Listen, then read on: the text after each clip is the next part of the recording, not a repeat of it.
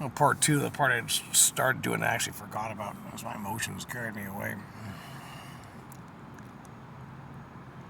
When I was talking to Becky Harrison, it was about me and my hatred of the cops, what the cops are doing to me in institutions and elsewhere. There's a lot of other pieces of maybe a part three to this.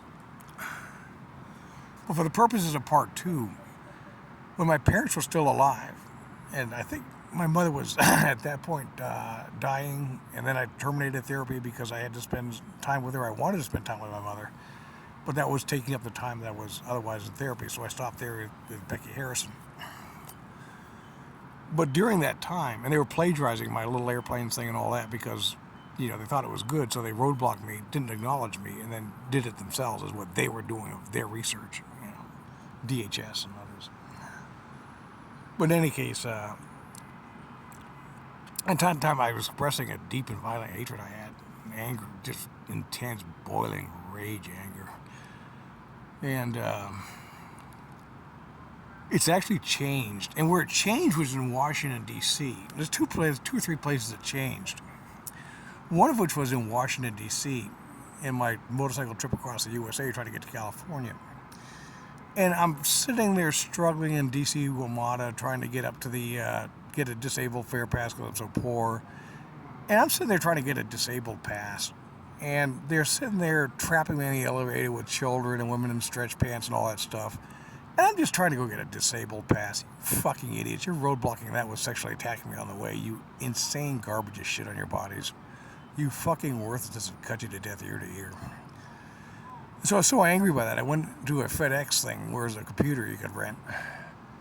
And I checked in at Iran saying I'd always be a part of Iran and always be a part of killing U.S. citizens and their soldiers and their police and anybody else. And I still believe that, and I want to be that. And that was the first, I think, to me, measure the change started. The second one, when I was helplessly walking in the rain with a push cart instead of having a car, trying to get to the only coin-op laundry I could get to, and they're running a COINTEL program there, trying to frame that I'm in there for the little white girl because I'm a Negro lover or something like that. And I ended up getting kicked out of there, and the black police take my laundry and take it over to another place where they can leave it with a Victoria's Secret model as they take the retarded guy. And they know they're guilty, and they're skidding out and trying to hide the fact that they're taking my clothes to a Victoria's Secret model so the person they had with them could be confused as Ed Donegan and sign away belongings. And it was that time when I was standing in the rain without laundry and a broken push cart and all my laundry gone now and having no laundry left, standing in the rain looking at the cops getting away with this. That's when it really changed me too, that this is about my father not being here to defend me. And it's also about my guilt. I remember one time, this was, I guess if I think about it, when I first began to understand don't hurt others. Even if you can, that's especially important, not to hurt others. I was in my little Nissan Pulsar my mother had bought me, and I couldn't make the payments on it because I'm an alcoholic and couldn't hold a job. But she co-signed it, she had to make all the payments. And at one point, I'm driving around feeling like a real badass. And there's some kid who had gotten in my way, and I'm starting to kind of bully him with a car. And I remember him saying, and it just hurts. It was like, my dad could get you. And I'm thinking what have I just done? He wants his father. There's another guy, Floyd Simpson, who's like that kind of thing.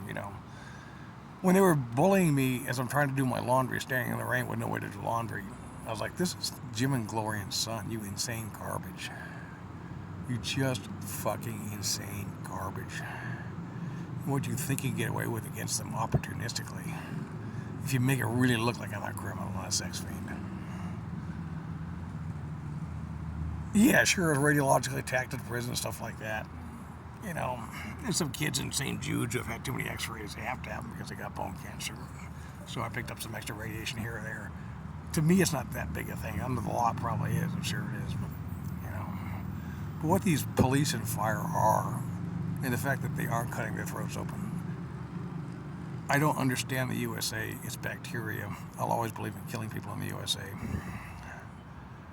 Up until now, my fantasy has been get to Russia and fight with the Russians against, and whoever they're fighting. Now I'm too cowardly. If I ever got shot and killed in combat, I couldn't kill even more Americans. I'm actually beginning to write off that fantasy.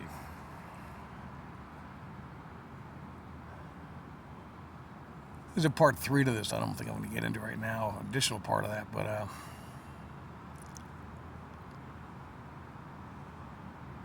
how great that everybody's kings and queens now.